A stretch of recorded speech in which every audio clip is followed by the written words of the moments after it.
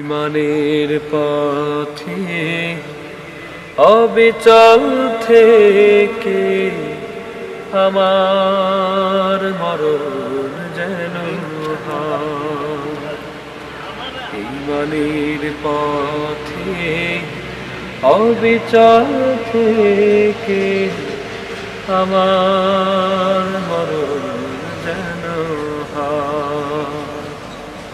তোমারই কাছে মিনতি আমার,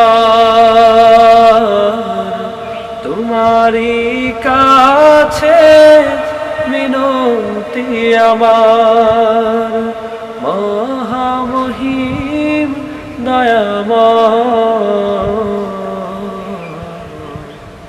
ঈমানের পথে অবিচল থেকে আমার